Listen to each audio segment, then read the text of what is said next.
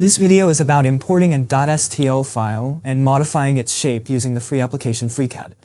First, we go to the Part section. Then, open the .stl file you want to import. In the Model tab panel, click on the name of the STL object. Click Part, then click Create Shape from Mesh. Check Show Shape.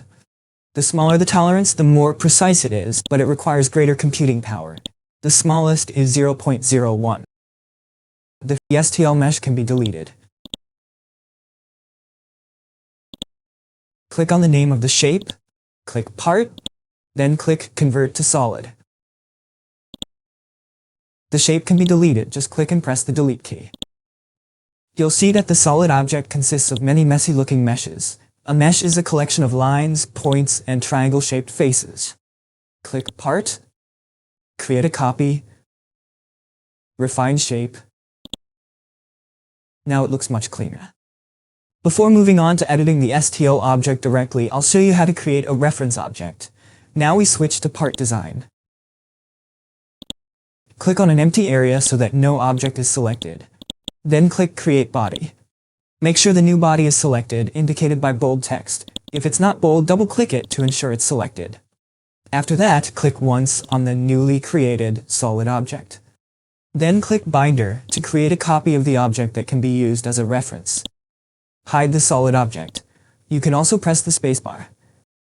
Now we can create a new object using the STL file as a reference. It appears transparent because it's only a binder for reference and not a solid object.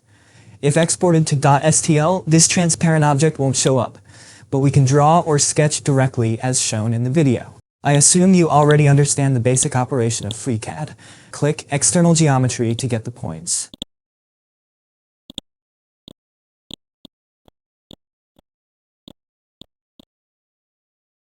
Click Pad to turn it into a solid.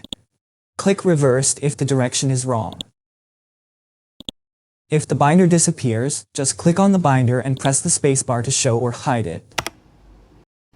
Now if you want to directly edit the STL object, click on the current body and press the spacebar to hide it. Deleting it is also fine.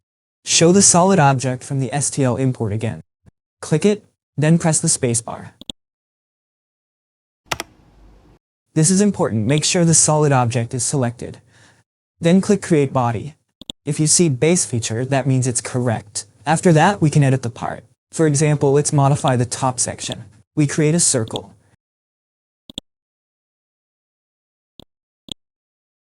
Click External Geometry to get references.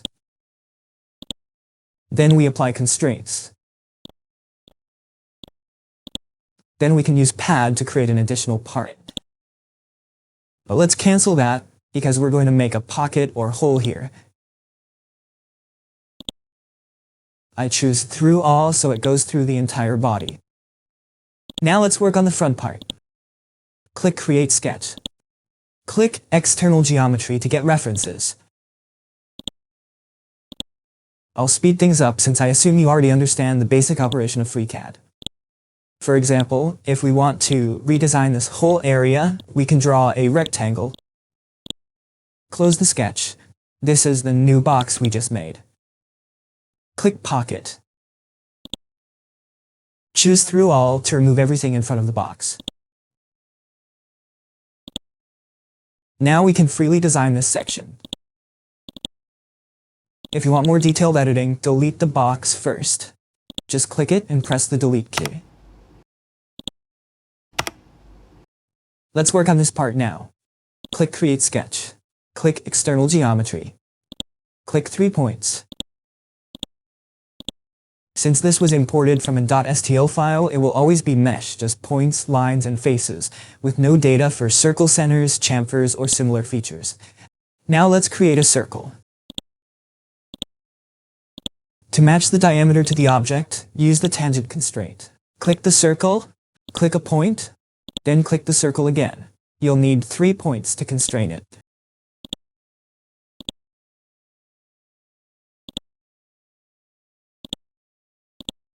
Now we have a circle with exactly the same diameter as the one from the STL file. Let's make another circle. Since we already have a circle center, this part is easier and more precise. Make the diameter slightly larger than the original. Close the sketch. Then we create a pad. Click reversed if the direction is wrong. Set the length, we'll make it the same as in the STL file.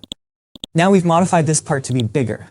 Unlike applications like Blender, which are based on mesh, even if this looks like it's overlapping, it won't cause issues when printed or exported back to STL. As an alternative, we can delete the old object like before. Delete the pad. Then choose Pocket to remove the old part.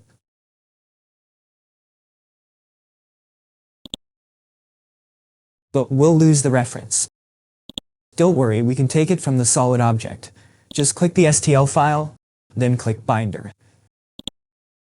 Click the front face again, create a sketch, draw a circle. Click External Geometry to get references. Click Tangent Constraint and connect it with 3 points like before.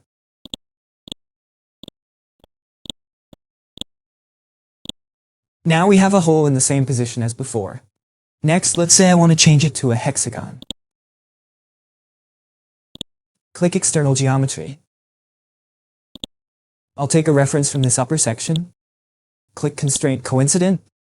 Click this point. Close.